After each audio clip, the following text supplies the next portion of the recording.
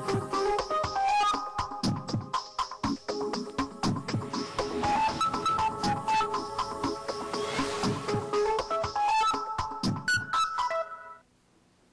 começando o Artigo 5º, um programa que leva até você temas que estão na Constituição Federal, fazem parte do dia de todos nós, cidadãos brasileiros. No programa de hoje vamos falar sobre o direito de igualdade entre homens e mulheres. O artigo 5º determina que todos são iguais perante a lei, sem distinção de qualquer natureza. E diz que homens e mulheres são iguais em direitos e obrigações. O artigo 3º apresenta os objetivos fundamentais da República, e entre eles está a promoção do bem de todos, sem preconceito ou discriminação de sexo. E o artigo 226, que trata da família, diz que os direitos e deveres em uma união são exercidos igualmente pelo homem e pela mulher. Para falar sobre o direito de igualdade, nós temos dois convidados no estúdio do Artigo 5º. Está aqui conosco a advogada Yaris Ramalho Cortes. Ela foi coordenadora da Comissão de Legislação do Conselho Nacional dos Direitos das Mulheres durante a Constituinte e é uma das fundadoras do Centro Feminista de Estudos e Assessoria, CEFEMIA. Já bem-vindo, doutora Yaris. O direito de igualdade entre homens e mulheres tem sido respeitado no Brasil? Em parte. Não totalmente, como era de se esperar desde a Constituição de 88. Falta muita coisa ainda? Falta muita coisa, principalmente nas entrelinhas do dever e do fazer. Por exemplo, o acesso da mulher ao poder ainda está muito aquém do desejado, menos de 50%. No Congresso Nacional nós temos apenas 12% de mulheres e no Executivo também é menos de 20%. Então, o acesso ao poder ainda é uma falha para as mulheres alcançarem a igualdade. Outra falha é em casa. Por exemplo, as mulheres é quem tem são as principais obrigações do trabalho doméstico, não repartem com os homens. Apesar delas terem saído de casa, terem ido trabalhar, elas continuam com os mesmos afazeres domésticos. E outra coisa que é absurda é a violência doméstica. As mulheres são ainda muito agredidas e vivem no temor. Tem mulheres que vivem no eterno temor de serem mortas por seus maridos ou companheiros. Também está aqui conosco o procurador do Distrito Federal, Zélio Maia. Ele é professor de Direito Constitucional e foi conselheiro da Ordem dos Advogados do Brasil. Já bem-vindo, doutor Zélio. Em que situações existem exemplos de maior desrespeito a essa igualdade? Desrespeito ao princípio da igualdade entre homens e mulheres, nós poderíamos citar vários exemplos, mas, obviamente, eu destaco a questão da violência doméstica ainda, né? Em que temos hoje a Lei Maria da Penha, julgo que era uma lei pedagógica no sentido de que a legislação penal comum já puniria, mas ela veio com um sentido claro de levar à sociedade o debate. Então, nessa perspectiva, espancamentos de homens e mulheres, que ainda é muito comum, se você for pegar principalmente as camadas sociais menos privilegiadas, você vai ter exemplos comuns, não que isso também não ocorra em camadas sociais mais elevadas, acontecem também, mas me parece que é mais comum nas camadas menos privilegiadas, em que é mais comum do que nós imaginamos. Então, você verifica que todos já sabem que existe uma lei para proteger, para dar proteção à mulher contra esses espancamentos. Então, eu destacaria essencialmente esse. Não que outros direitos não devem ser violados, mas esse, com certeza, ganha destaque na sociedade moderna. Doutor Yaris, é comum já homens também apanharem de mulheres? Não, sempre foi comum. Agora, o percentual é pequeno demais. Enquanto 43% das mulheres apanham através da violência doméstica, tem um número de 12% de homens que apanham. Mesmo assim é um número alto. É um número alto. Estamos falando em igualdade, mas em alguns casos, para garantir esse direito, o tratamento entre homens e mulheres deve ser diferente.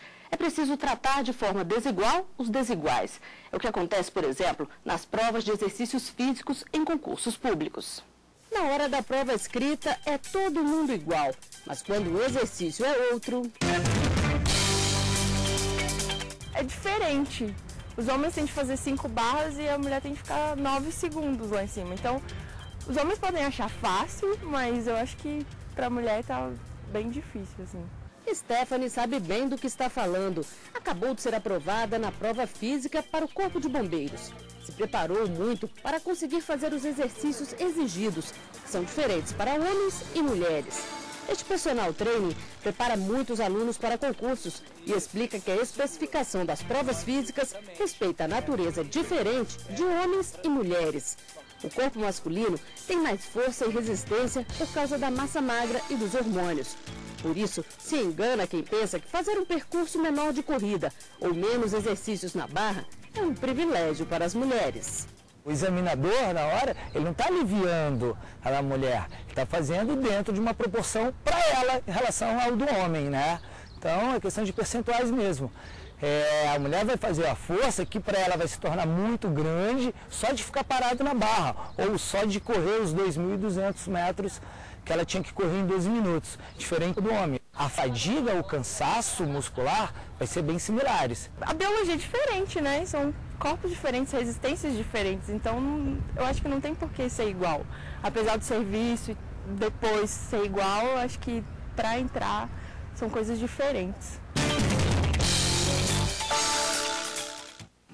Doutor Yaris, nesse caso, o tratamento diferente é um respeito? Sim, claro, é um respeito, porque não só, né, em relação aos trabalhos físicos, como, por exemplo, a aposentadoria da mulher, que é melhor, que é menos tempo do que a do homem, e isso significa um direito que a mulher tem, porque a mulher é a mulher quem passa 9 meses com a criança na barriga, passa 2 anos com ela no colo, e por que não dizer o resto da vida nas costas? É uma coisa da mulher, da maternidade, que faz com que a mulher precise, despenda mais energia com a sua prole do que o homem.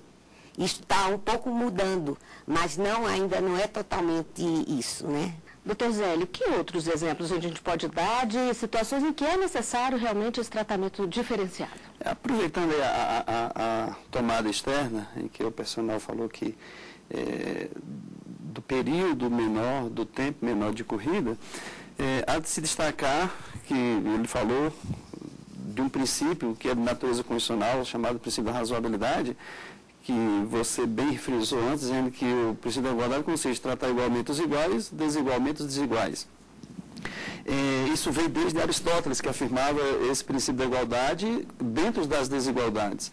E complementado depois pela doutrina, como afirmando e complementando, dizendo que essa desigualdade tem que ser entregue na medida da desigualdade de cada um. O problema que se encontra é exatamente saber que medida é essa.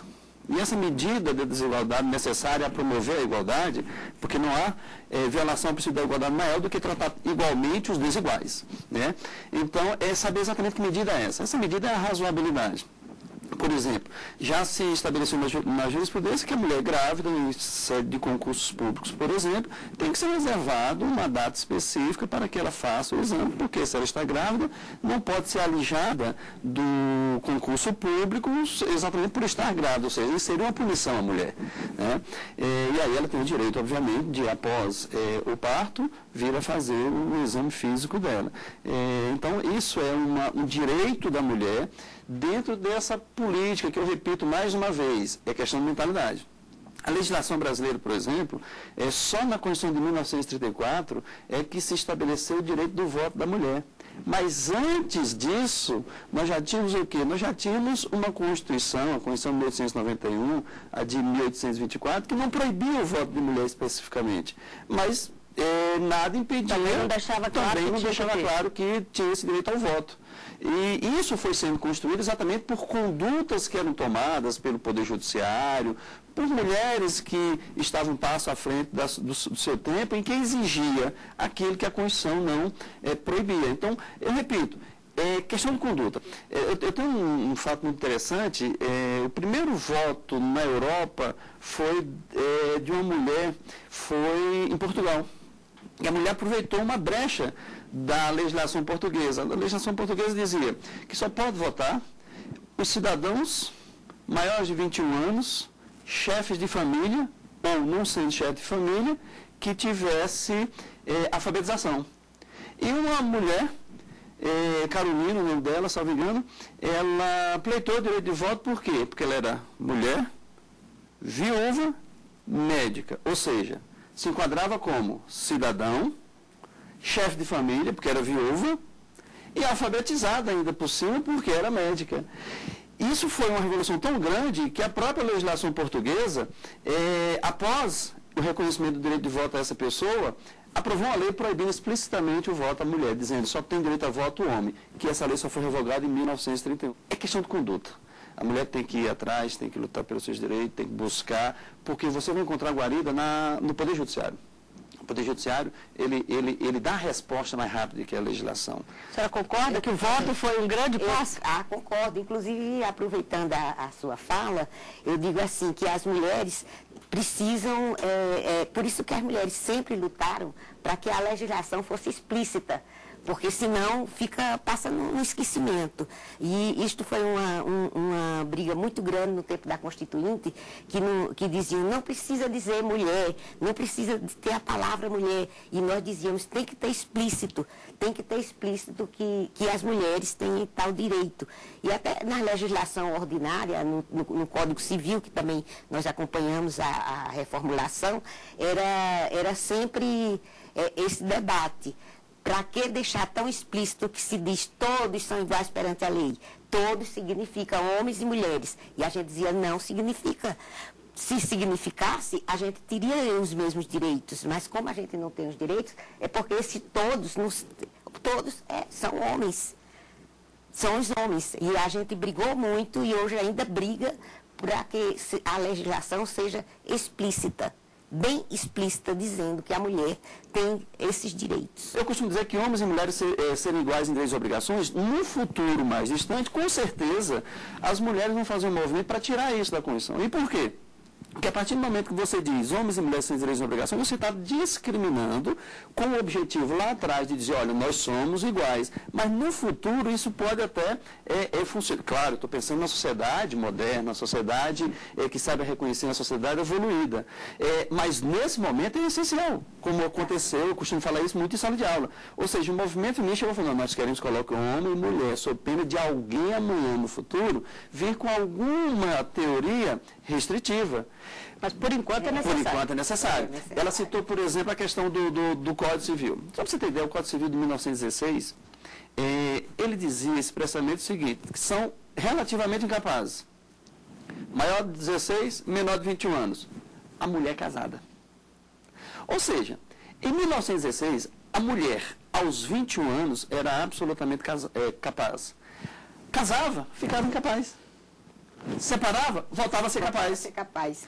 Aí quando foi em 1962, o chamado Estatuto da Mulher Casada, a Lei 4.121, aí acabou com esse absurdo, em que, não, agora não tem mais essa capacidade relativa. E claro, o artigo 226 hoje, e o artigo 5º, inciso 1, aboliu por completo essa incapacidade ou suposta incapacidade. Nós vamos conversar mais sobre isso daqui a pouquinho. No próximo bloco, você vai saber mais sobre a igualdade entre homens e mulheres. O artigo 5º volta já.